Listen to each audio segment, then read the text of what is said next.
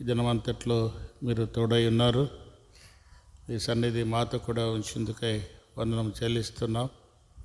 తిరిగి సాయంకాలం మీ ప్రజలుగా మేము కూడి ప్రార్థించుటకు, విజ్ఞాపన చేయుటకు, మొరపెట్టడానికి, కృతజ్ఞతాస్తులు చెల్లించడానికి ఈ సమయాన్ని మీరు అనుగ్రహించారు. వందనం చెల్లిస్తున్నాం. ఎంతైనా నమ్మదగిన దేవుడు ప్రభువా, అద్భుతములు ఆశ్చర్యకార్యములు చేయవాడు, ప్రార్థనలకు జవాబిచ్చేవాడు ప్రభువా. మొరపెట్టు వారికి, నిజముగా మొరపెట్టు వారికి సమీపముగా ఉన్న దేవుడు ప్రభు, వందనాలు. ఎక్కడైతే ముగ్గురు నా నామమున కూడిందరో వారి మధ్య ఉంటానని సెలవిచ్చిన దేవుడు, మీరు మా మధ్య ఉన్నందుకై వందనం చెల్లిస్తున్నాం ప్రభువా. నీ కృప బట్టి వందనం చెల్లిస్తున్నాం. నీ ఏర్పాటును బట్టి వందనాలు. జగత్ పునాది వేయబడక ఉన్నపే క్రీస్తులో మమ్మల్ని ఏర్పాటు చేసుకొని రక్షించుకొని ఈ దినం వరకు నీ కృప, నీ కనికరము, కటాక్షము మా పైన ఉంచిన దేవుడు, నమ్మదగిన దేవుడు ప్రభువా, వందనం చెల్లిస్తున్నాం. మా సామర్థ్యమైన దేవుడు ప్రభువా, వందనాలు. అనుదినం మా భారం భరిస్తున్న దేవుడు తండ్రి, మా కొరకై చింతిస్తున్న దేవుడు ప్రభువా, వందనాలు. మా పక్షములో కొనకని నిద్రపోని దేవుడుగా మీరున్నందుకై వందనము చెల్లిస్తున్నాం. ఈ ప్రార్థన సమయం దీవెనకరంగా ఉంచండి, ఆశీర్వాదకరంగా ఉంచండి. మా ప్రార్థనలు, యాచనలు, మొరలు, కృతజ్ఞతాస్తుతులు నీకు అంగీకారంగా ఉండున్నట్లు చేయండి. వచ్చిన వారిని బట్టి వందనాలు, పరిచర్య చేసిన వారిని బట్టి వందనాలు. వస్తున్న వారిని త్వరపెట్టి తీసుకురండి. ఎవరు కూడా నిర్లక్ష్యంగా ఉండకుండా సాయం చేయండి. ప్రార్థన సమయము గంభీరమైన సమయం, నీతో సంభాషించే సమయము మాకెంతో ఆశీర్వాదకరంగా చేయండి. మీకే మహిమ ఆరోపిస్తూ నిలబడే దాసుని కూడా అభిషేకించి ప్రభా, ఈ దినము మా కొరకై సిద్ధపరిచిన నీ మాటలు అనుగ్రహించి మీరే మహిమ తెచ్చుకోమని, యావన్నమంతా కూడా నీ మహిమ చేత నింపమని యేసు నామమున ప్రార్థించి వేడుకుంటున్నాము తండ్రి, ఆమేన్.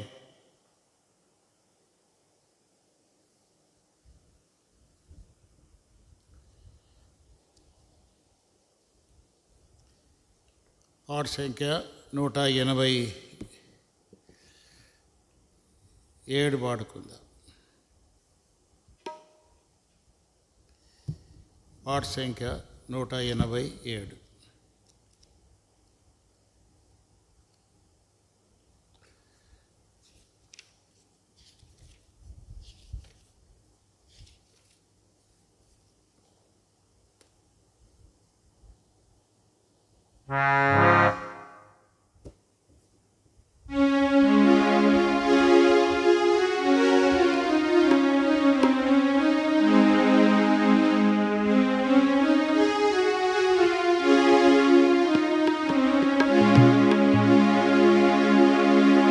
యేసు ప్రభుని సంకల్పము మారవు ఎన్నటికీ.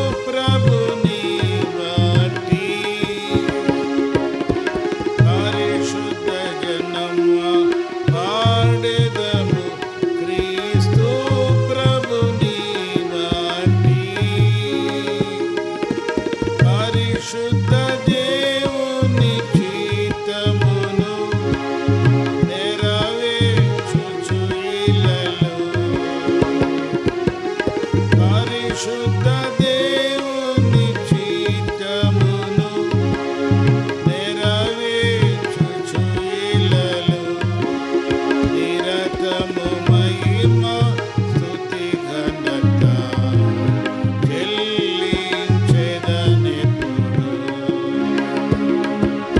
నిరతము మహిమ ఘనత చెల్లించెదనెప్పుడు. యేసు ప్రభుని సంకల్పములు ఆహారము ఎల్లటికీ మహాప్రభావం ఆయనకి యుగ యుగముల వరకు. మహాప్రభావం ఆయనకి యుగ యుగముల వరకు.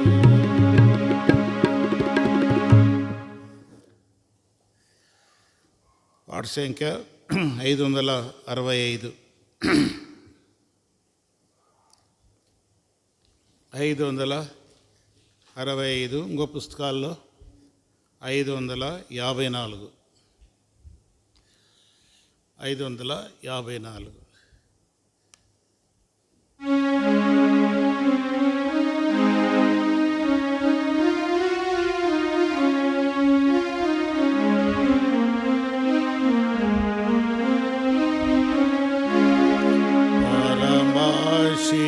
పరమాశీర్వాదము కోరి పరలోక పితాను నేర్చితిమి. పరమాశీర్వాదము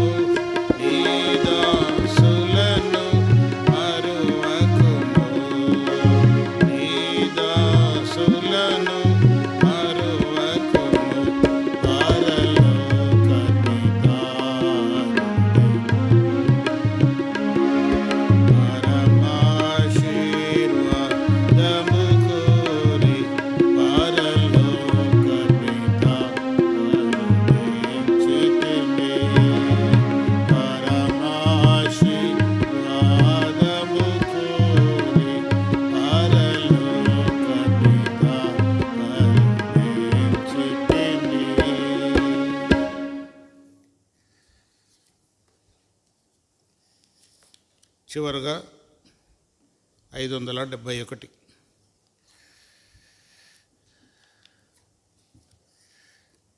571. ఇంకో పుస్తకాల్లో 560.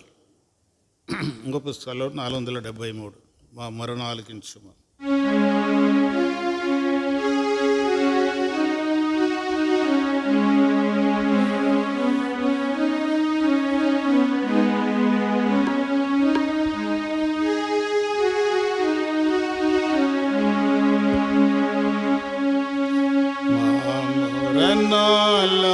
ఆలకించుము మహారాజ యేసు ప్రభువా కృప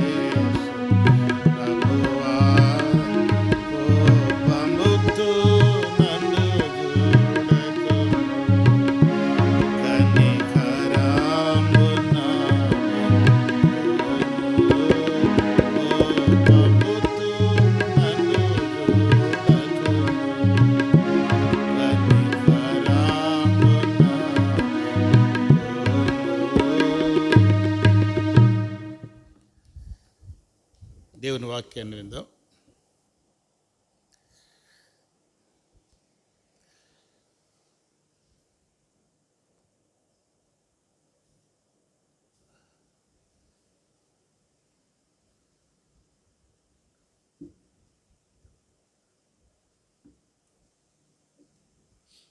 దయచేసి మోకరించండి, ప్రార్థన చేసుకొని దేవుని వాక్యం విందాం.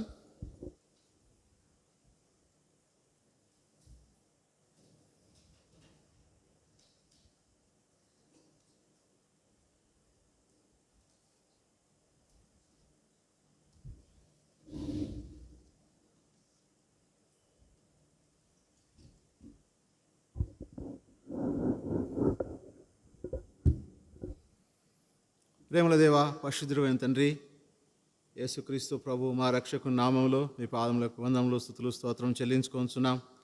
ఉదయకాలం నుంచి మీ కాపుదల, భద్రత, మీ సన్నిధి మాతో కూడా ఉంచి సాయంకాల సమయంలో ప్రభువా ఇలాగ మీ పాదం చెంత మేము కనబడి ప్రభువా మీ సన్నిధిలో సంఘపక్షముగా ప్రార్థన చేయడానికి, విజ్ఞాపన చేయడానికి మీ ప్రజలమైన మమ్మల్ని ప్రేమించి ప్రభువా పాపము నుండి, శాపము నుండి విడిపించి రక్షించి ప్రభా మీ యొక్క పరిశుద్ధ ఆలయంలో మీరు సమకూర్చిన మీ ప్రేమంతని బట్టి మీకు ఎంత వందనం చెల్లించుకొంచున్నాం. తిరిగి ప్రభా ఇంతవరకు మీ నామాన్ని బట్టి పాటలు పాడగలిగితిమి. పాటల ద్వారా మా హృదయాన్ని ప్రార్థన కొరకై మీరు సిద్ధపరిచినందుకై మీకు ఎంతో వందనం చెల్లించుకొంచున్నాం. మా మొరను ఆలకించుమని ప్రభా మీ ప్రజలమైన మేము పాటల ద్వారా మీ సన్నిధిలో మా హృదయాన్ని ప్రభా సిద్ధపరచుకోగలిగితిమి. ప్రభా మీకే వందనములు. తిరిగి ప్రభువా వాక్య ధ్యానం కొరకై మీ వైపు చూస్తున్న మీ పరలోక సింహాసనం నుంచి మీ లేఖన భాగం మాకు అనుగ్రహించు తండ్రి. అలాగా మేమందరము వాక్య వెలుగులో ప్రభావ మేము పరీక్షించుకొని మీ సన్నిధిలో ప్రార్థన చేసి మీ నుండి జవాబు పొందడానికి నన్ను మమ్మల్ని సిద్ధపరుస్తున్నామని ప్రార్థిస్తున్నాం.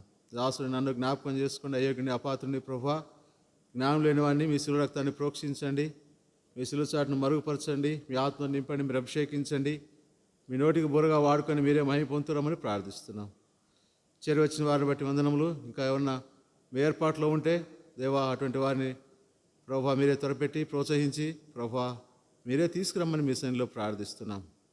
దయగల దేవా కనబడే అంధకాశక్తులను యేసుక్రీస్తు ప్రభునామంలో బంధిస్తూ ప్రభా మా మధ్యలో మీ యొక్క ఆత్మ సంచారం ఉంచుతూ రమ్మని యేసుక్రీస్తు ప్రభు శ్రేష్టమైన నామమును స్తుతించి ప్రార్థించి వేడుకొనిచున్నాం తండ్రి, ఆమేన్.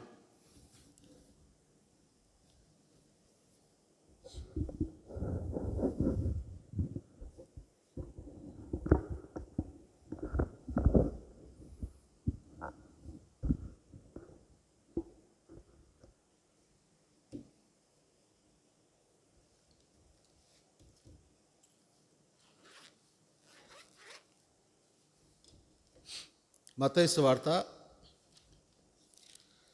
7వ అధ్యాయం 7వ వచనం అందరం కలిసి చదువుకుందామండి. దయచేసి మత్తయి సువార్త 7వ అధ్యాయం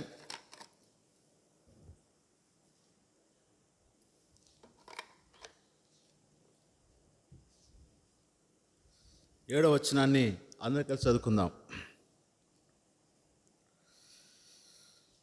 అడుగుడి మీకు ఇయ్యబడును, వెదకుడి మీకు దొరుకును.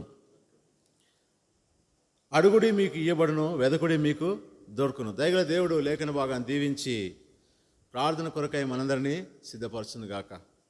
ఇక్కడ భక్తుడు సెలవిస్తున్నాడు, అడుగుడి మీకు ఇయ్యబడును, వెదకుడి మీకు దొరుకును, తట్టుడి మీకు తీయబడును, అడుగు ప్రతి వాడును పొందును, వెదకువానికి దొరుకును, తట్టువానికి తీయబడును. సో ఇప్పుడు ఇక్కడ మనం దేవుని నుంచి పొందొచ్చు ఏదైనా, అయితే అడిగితే పొందుతాం, వెతికితే మనకు దొరుకుతుంది, తడితే మనకు తీయబడుతుంది. కనుక మన అవసరతలు, అక్కర్లు అన్నీ కూడా తీర్చడానికి ప్రభు సిద్ధంగా ఉన్నాడు. అయితే మనం చేయాల్సిందల్లా ఆయన్ని అడగడమే. ఆయన్ని అడిగితే ఆయన మనకు ఇస్తాడు. అడుగు ప్రతి వానికి ఇయ్యబడును. ఇక్కడ ఎటువంటి పక్షపాతము లేదు. దేవుని సన్నిధిలో దేవుని దగ్గర ఎటువంటి పక్షపాతం కూడా లేదు. అడుగు ప్రతి వానికి ఆయన అనుగ్రహించేవాడుగా ఉంటున్నాడు. అయితే ఎలాగ అడగాలి అన్నది కూడా మనం గ్రహించవలసిన వారంగా ఉంటున్నాం. చాలాసార్లు ఈ అడిగే విధానంలో కూడా తేడా ఉంటుంది. చూడండి, కొన్నిసార్లు మనం గమనిస్తుంటాం, బాగా ప్రేమ కలిగి ఫలానా వ్యక్తికి సహాయం చేయాలి అని అనుకున్న సందర్భంలో కూడా ఆ అడిగే వ్యక్తి సరైన విధానంలో అడగకపోతే అప్పుడు ఆ సహాయం చేసే వ్యక్తికి ఏమనిపిస్తుంది? ఈ వ్యక్తికి సహాయము చేయకూడదు, ఎంత చేసినా ఇతనికి లాభం లేదు అన్నటువంటి తలంపు ఆ వ్యక్తికి కొన్నిసార్లు కలుగుతుంది. కొన్నిసార్లు ఈ వ్యక్తికి ఎటువంటి సహాయం చేయకూడదు అని అనుకున్నప్పటికీ ఆ వ్యక్తి మాట్లాడే విధానాన్ని బట్టి ఆ కఠిన కలిగినటువంటి మనసు కలిగినటువంటి ఆ సహాయం చేసే వ్యక్తి కూడా ఇంకా ఎక్కడైనా తనకు లేకున్నా పక్కనైనా తెచ్చి అతనికి ఇచ్చే సందర్భాలు కూడా ఉంటాయి. ఆ అడిగే విధానంలో కూడా మనం సహాయం పొందేదానికి కొంత సహకారం అనేది కనబడుతుంది. కనుక అడిగే విధానం కూడా బైబిల్ గ్రంథంలో కూడా మనం చూడొచ్చు. లూకాసు వార్తలో మనం గమనించినట్లయితే ఇద్దరు వ్యక్తులు దేవాలయంలోనికి వచ్చారు. ఇద్దరు ప్రార్థన కొరకే వచ్చారు, ఇద్దరు ఒక దేవుని దగ్గరికే వచ్చారు.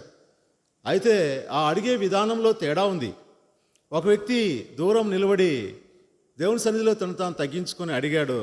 ఇంకో వ్యక్తి దేవుని సన్నిధిలో తను ఏ విధంగా పలుకుతున్నాడో తెలియకుండానే పలుకుతూ మాట్లాడుతున్నాడు. కనుక ఎవరైతే తగ్గించుకొని దేవుని సన్నిధిలో ప్రార్థన చేశారో ఆ వ్యక్తి దేవుని నుంచి పొందగలిగాడు. ఇంకో వ్యక్తి కూడా వచ్చాడు కానీ అతను పొందలేకపోయాడు.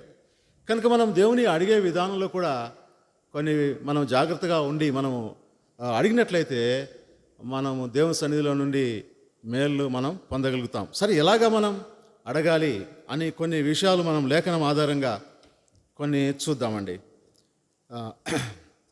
లూకాసు వార్త 11వ అధ్యాయంలో ఒక మాట చూద్దాం. లూకాసు వార్త 11వ అధ్యాయం 8వ వచనం. లూకాసు వార్త 11వ అధ్యాయం 8వ వచనం.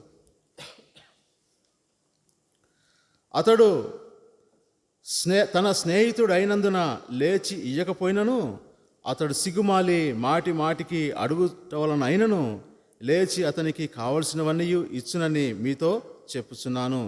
అటువలే మీరును అడుగుడి. అటువలే మీరును అడుగుడి. ఎట్లా అడగాలి? పైన ఒక మాట రాయబడింది, ఒక వృత్తాంతం యేసుప్రభువు వారు చెప్పారు. అది మనం చూద్దాం. 5వ వచనం నుండి. మరియు ఆయన వారితో ఇట్లా, నేను మీలో ఎవరికైనా ఒక స్నేహితుడు ఉండగా అతడు అర్ధరాత్రి వేళ ఆ స్నేహితుని యొద్దకు వెళ్ళి, స్నేహితుడా, నాకు 3 రొట్టెలు బదులిము, నా స్నేహితుడు ప్రయాణం చేయుచు మార్గంలో నా యొద్దకు వచ్చి ఉన్నాడు, అతనికి పెట్టుటకు నా యొద్ద ఏమీ లేదని అతనితో చెప్పిన ఎడల అతడు లోపలనే ఉండి, నన్ను తొందర పెట్టవద్దు, తలుపు వేసి ఉన్నది, నా చిన్నపిల్లలు నాతో కూడా పండుకొని ఉన్నారు, నేను లేచి ఇయ్యలేనని చెప్పునా? అతడు తన స్నేహితుడైనందుకు లేచి ఇయ్యకపోయినను అతడు సిగ్గుమాలి మాటి మాటికి అడుగుట వలన నేను లేచి అతనికి కావలసినవన్నీ ఇచ్చునని మీతో చెప్తున్నాను. ఇక్కడ చదువుకున్నటువంటి విషయం మనం అర్థం చేసుకోవచ్చు. అతడు స్నేహితుడైనందున ఇయ్యకపోయినను, స్నేహితుడనే అయినా కూడా ఇయ్యలేదు. కానీ ఎందువలన ఇక్కడ ఇస్తున్నాడంటే మాటి మాటికి అడుగుట వలన. స్నేహితునికి ఇస్తారు. స్నేహితుడు కనుక ఒకవేళ అవసరాల్లో అక్కర్లో వచ్చినప్పుడు స్నేహితునికి సహాయం చేయవాలన్న తలంపు ఎవరికైనా ఉంటుంది. అట్లా కూడా కాకపోయినా, స్నేహితుడనే ఉద్దేశంతో ఇవ్వకపోయినా కూడా ఏ ఉద్దేశంతో ఎట్లా ఇవ్వాల్సి వస్తుందంటే మాటి మాటికి అడుగుట వలన అతనికి సహాయం కలిగినట్లుగా మనం చూస్తాం. కనుక మీరు కూడా అలాగే అటువలే మీరు కూడా అడగండి. సిగ్గుమాలి మాటికి ఆ వ్యక్తి అడిగినట్లుగా మీరు కూడా మాటికి దేవుని అడుగుట వల్ల. ఇక్కడ రాయబడింది లూకాసు వార్త 18వ అధ్యాయంలో, మీరు విసుగకుండా ప్రార్థన చేయాలి. మీరు విసుగకుండా ప్రార్థన చేయాలి అనేదానికి దేవుడు ఒక ఉపమానం కూడా చెప్పాడు. అన్యాయస్తుడైన న్యాయాధిపతి దగ్గరికి ఒక విధవరాలు వచ్చిందంట. మాటికి ఆమె వస్తుందంట. ఈ వ్యక్తి ఆమెకు న్యాయం చేయాలన్న తలంపు ఈ వ్యక్తిలో లేదు. కానీ మాటికి ఆమె వచ్చి గోజాడుతుండని బట్టి ఇక తట్టుకోలేక ఆ వ్యక్తి, అన్యాయస్తుడైన న్యాయాధిపతి ఆ విధవరాలికి సహాయం చేసినట్లుగా మనం ఇక్కడ లేఖనంలో చూడగలుగుతాం. కనుక ఆ విధంగా మనం కూడా పట్టుదల కలిగిన వారమై విసుగకుండా దేవుని సన్నిధిలో ప్రార్థన చేయడం వల్ల మనం దేవుని సన్నిధిలో నుండి మనకు అవసరమైనవి మనం పొందగలుగుతాం. కనుక అది మొదటిగా. రెండవదిగా మనం మొదటి యోహాను పత్రిక 5వ అధ్యాయం 14వ వచనం అందరికి తెలిసినటువంటి లేఖన భాగం. 1 యోహాను పత్రిక 5వ అధ్యాయం 14వ వచనం. ఆయన బట్టి మనకు కలిగిన ధైర్యం ఏదనగా ఆయన చిత్తానుసారముగా మనం ఏది అడిగినను ఆయన మన మనవి ఆలకించునన్నదే. మనం ఏమి అడిగినను ఆయన మన మనవి ఆలకించునని మనం ఎరిగిన యెడల మనం ఆయన వేడుకొనినవి మనకు కలిగినవని ఎరుగుదుము. ఇక్కడ ఎట్లా అడగాలి? అడిగే విధానంలో మాటి మాటికి ఆయన్ని అడగాలి, గోజారుతూ అడగాలి, విసుగకుండా ఆయన్ను అడుగుతూ ఉండాలి.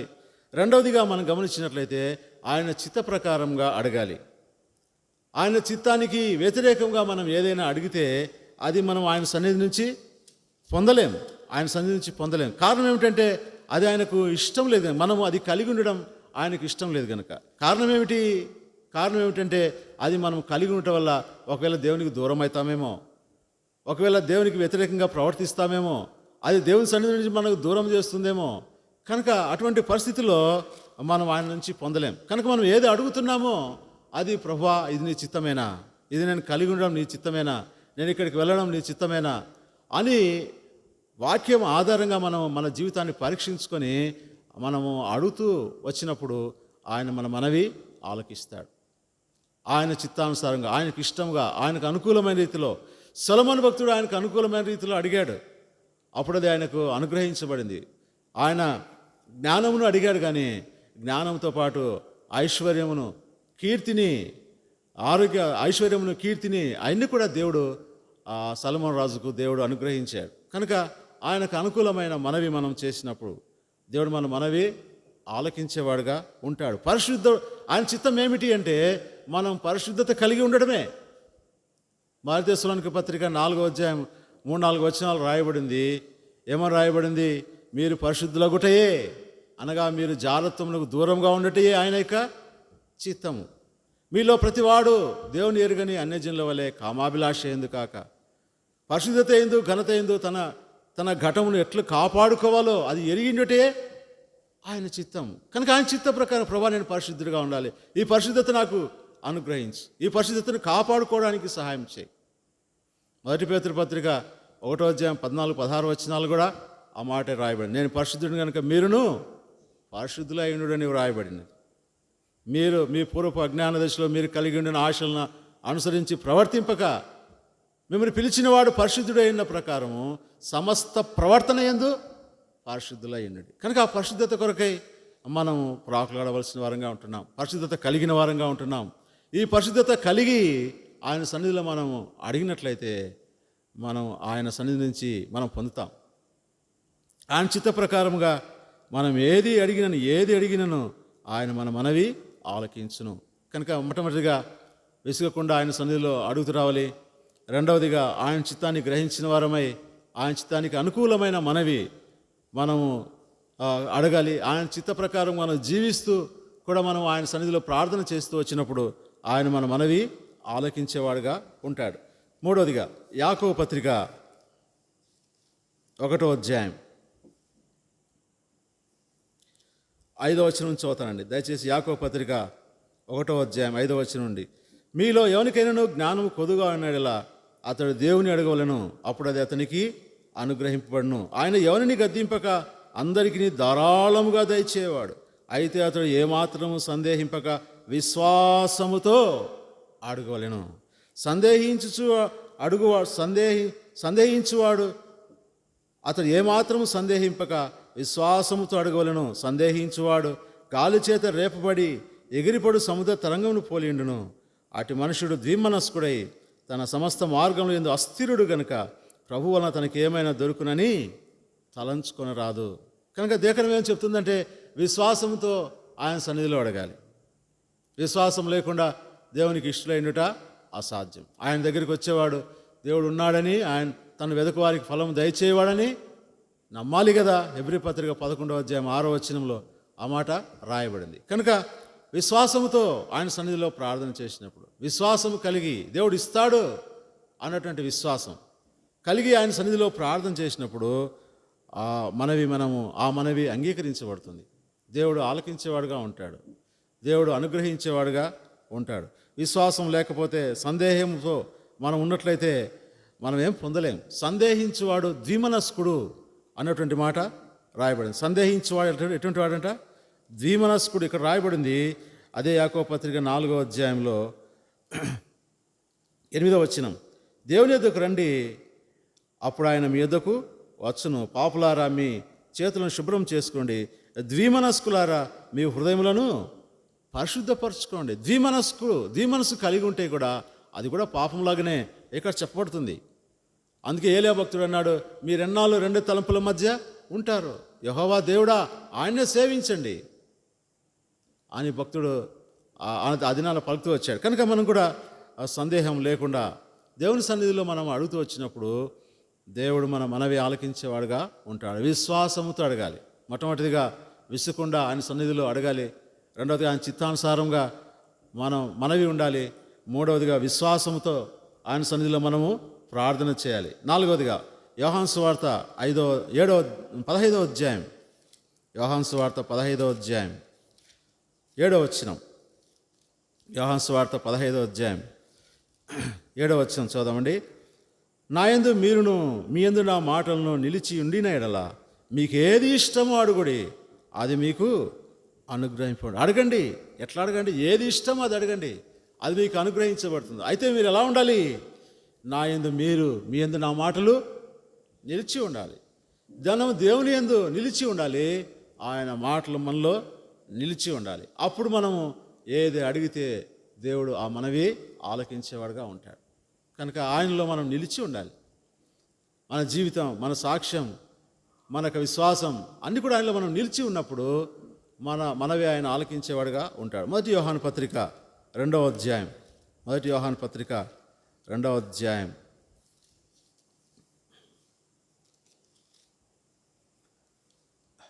6వ వచనం చదవండి. 6వ వచనం చదుదాం. మొదటి యోహాను పత్రిక 2వ అధ్యాయం 6వ వచనం. ఆయన వాక్యము ఎవడు గైకొనునో వానిలో దేవుని ప్రేమ నిజముగా పరిపూర్ణమాయను. ఆయన యందు నిలిచి ఉన్న వాడనని చెప్పుకునేవాడు ఆయన ఎలాగూ నడుచుకునో అలాగే తానును నడుచుకున్న బద్ధుడై ఉన్నాడు.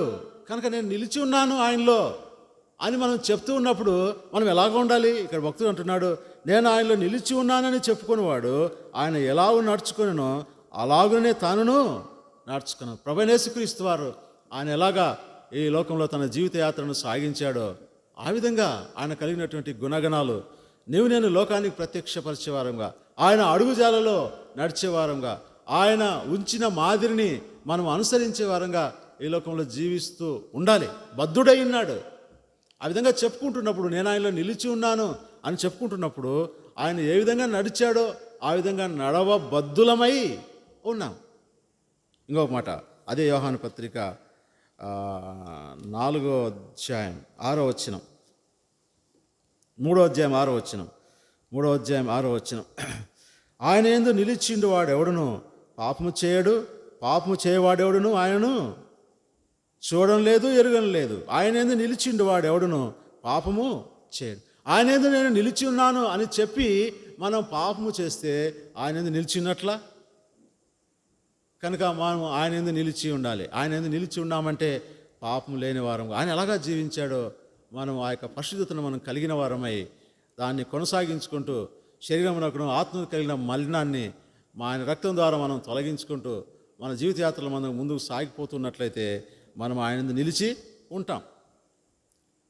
ఆయన యందు నిలిచి ఉన్న ఇదే యోహాను సువార్త 15వ అధ్యాయంలో ఒక మాట చదుదామండి. యోహాను సువార్త 15వ అధ్యాయం 4వ వచనం, 4వ వచనం. నా యందు నిలిచిండుడి, మీ యందు నేను నిలిచిందును. తీగ ద్రాక్షవల్లో నిలిచి ఉంటేనే కానీ తనంతట తానే ఎలాగ ఫలింపదో అలాగే నా యందు నిలిచి ఉంటేనే కానీ మీరును ఫలింపరు. కనుక ఆయన యందు మనం నిలిచి ఉంటే మనం ఆయనలో ఫలించే వారంగా ఉంటాం. ఒకవేళ ఆయన యందు ఆయనలో నిలిచి ఉండుట అనగా ఆయనకు అంటుకట్టబడి ఉంట, ఆయనతో సహవాసాన్ని కలిగి ఉండుట. అలా లేకపోతే ఎట్లా ఉంటుందంటే ఇక్కడ రాయబడింది, ఏ తీగ అయితే ఆయనలో అంటు కట్టబడి ఉండదో, ఏ తనంతట తానే ఎలాగూ ఫలించదు, అలాగే అటువంటి తీగ ఏమవుతుందంటే నరకబడి అగ్నిలో వేయబడును. నాకు వేరుగా ఉండి మీరేమీ చేయలేరు. ఎవడైనా నా యందు నిలిచి ఉండని ఎడల వాడు తీగవలే బయట పారవేయబడి ఎండిపోవును. మనుషులు అటు వాటిని పోగు చేసి అగ్నిలో పారవేతురు, అవి కాలిపోను. కనుక ఆయనలో నిలిచి ఉండటం, నా యందు మీరును మీ యందు నా మాటలను నిలిచి ఉండని. ఆయన యందు మనం నిలిచి ఉండాలా. అంతేకాదు, మనలో ఆయన మాటలు, ఆయన వాక్యము మనలో ఎప్పుడైతే నిలిచి ఉంటుందో అప్పుడు మనం ఆయన దృష్టికి అనుకూలమైనవే అడుగుతాం. ఆయనకు వ్యతిరేకమైనవి అడగలేం. అందుకే అంటాడు, నా యందు మీరును మీలో నా మాటలు నిలిచి ఉంటే మీకు ఏది ఇష్టమో అడుగుడి. అప్పుడు మన ఇష్టాలు కూడా మారిపోతాయి.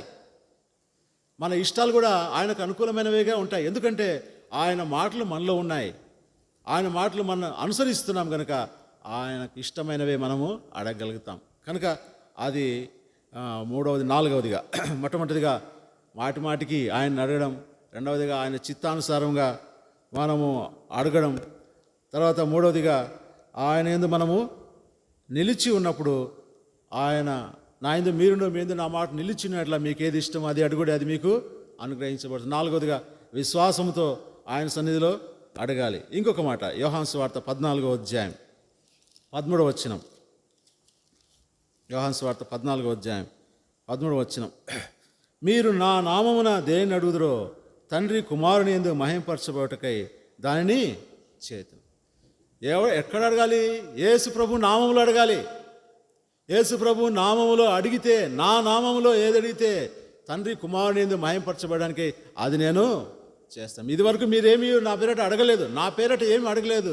మీ సంతోషం పరిపూర్ణమగినట్లు అడుగుడి, మీకు ఇయ్యబడును. కనుక ప్రార్థన చేసేటప్పుడు కూడా చాలామంది కొన్నిసార్లు అపవాదం ఏం చేస్తాడంటే యేసునామమున అనే మాటను ఏం చేస్తాడు, అట్లా పక్కకు తప్పిస్తాడు. యేసునామం, నజరేయుడైన యేసు నామము, ఆయన నామము ఎంతో ఉన్నతమైనటువంటి నామం, అన్ని నామముల కంటే ఉన్నతముగా హెచ్చించబడినటువంటి నామం. ఆ నామములో నువ్వు అడిగితే తండ్రికి మహిమ కలుగుతుంది. తండ్రికి మహిమ కలిగినట్లుగా నువ్వు నా నామములో ఏమి అడిగితే అది నేను చేస్తాను. దేవుడు ఆ విధంగా సెలవిస్తున్నాడు. కనుక ఐదవదిగా మనం గమనించినట్లయితే ఆయన నామములో మనం అడుగుట. తర్వాత ఆరవదిగా మనం గమనించినట్లయితే మొదటి యోహాను పత్రిక 3వ అధ్యాయం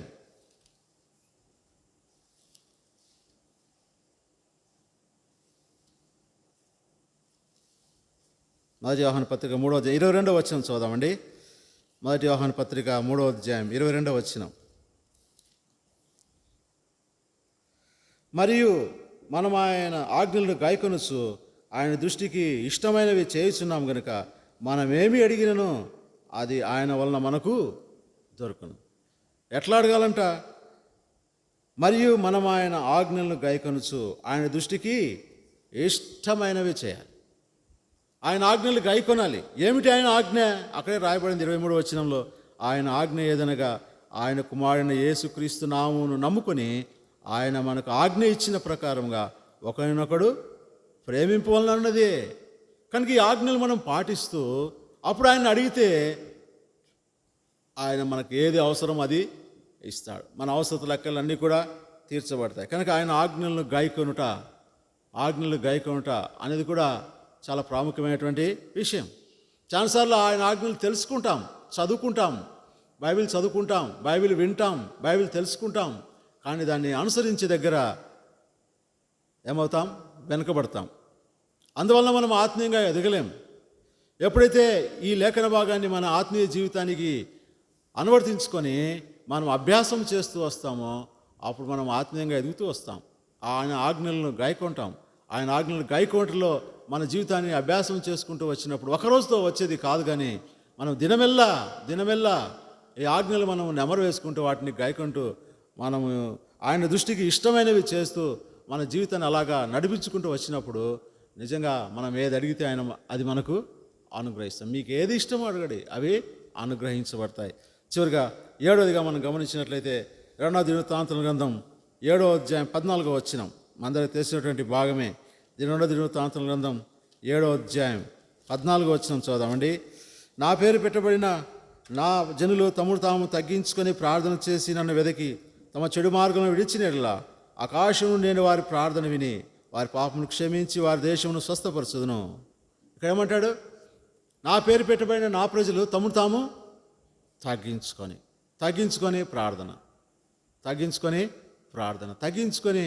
మనం ప్రార్థన చేస్తూ వచ్చినప్పుడు దేవుడు మన మనవి ఆలకిస్తాడు. యెషయా గ్రంథం 58వ అధ్యాయంలో రాయబడింది, 14వ వచనం రాయబడింది, మహాగణుడు మహోన్నతుడు పరిశుద్ధుడు నిత్య నివాసి అయినవాడు ఇలాగ సెలవిస్తున్నాడు, నేను మహోన్నతమైన పరిశుద్ధ స్థలములలో నివసించువాడును. ఆయనను నలిగిన వారి ప్రాణమును ఉజ్జీవింపజేయుటకును, వినమిగల వారి ప్రాణమును ఉజ్జీవింపజేయుటకును, వినముగల వారి యొద్దను దీన మనసు గల వారి యొద్దను నివసించుచున్నాను. కనుక ఆయన నివసించుచున్నాడు ఎవరి దగ్గర? ఎవరైతే దీన మనసు కలిగి ఉంటారో, ఎవరైతే నలిగిపోయి ఉంటారో వారిలో ఆయన నివసించడానికి ఇష్టపడతాడు, నివసిస్తాడు. కానీ నలిగిపోయినటువంటి జీవితం మనకు అవసరమే. కొన్నిసార్లు నలిగిపోవడానికి ఇష్టపడం. అయితే దేవుడు అంటాడు, ఎవరైతే నలిగిపోయి ఉంటాడో, ఇంకో మాట కూడా రాయబడింది, యెషయా గ్రంథం 66వ అధ్యాయం 2వ వచనం రాయబడింది, ఎవడు దీనుడై నలిగిన హృదయము గలవాడై నా మాట విని వణుకుచుండును వాడిని నేను దృష్టించుచున్నాను అంటాడు. ఎవడు దీనుడై నలిగిన హృదయము గలవాడై, ఈ హృదయం నలిగిపోవాలా, నలిగే వరకు మనకు ఇష్టం ఉండదు, ఆ పని మనకు ఇష్టం ఉండదు. కనుక మన మనసు ఒప్పుకోదు, మన శరీరము ఒప్పుకోదు. కనుక అయితే దేవుడు అంటాడు, ఒకవేళ అటువంటి పరిస్థితి గుండా వెళ్తుంటే నీవు అధైర్యపడద్దు, అటువంటి స్థితిలో నేను నీకు తోడుగా ఉంటాను, నేను నీ నివసిస్తాను, నీ మీద దృష్టి ఉంచుతాను అని ప్రభు సెలవిస్తున్నాడు. కనుక నలిగిన హృదయము, దీన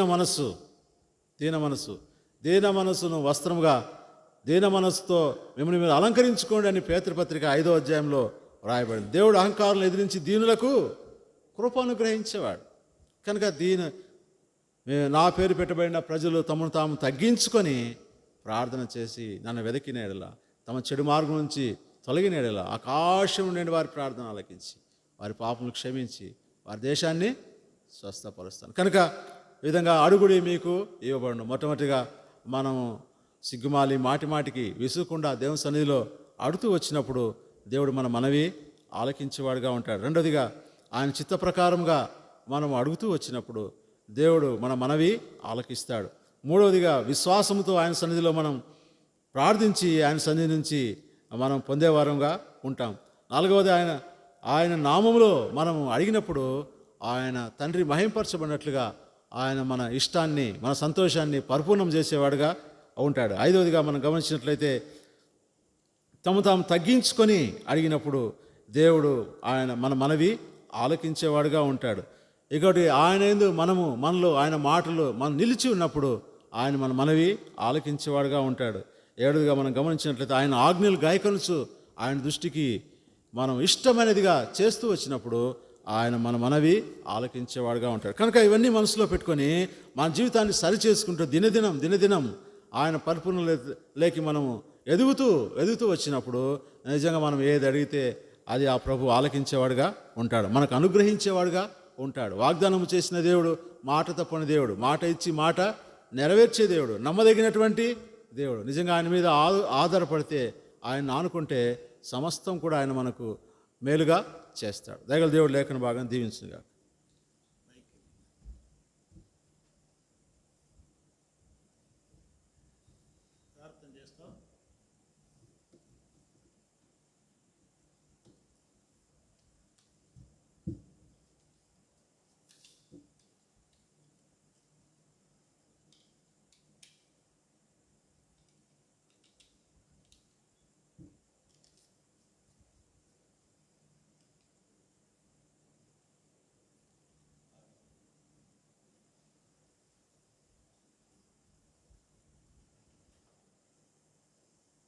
ప్రార్థన చేస్తాం.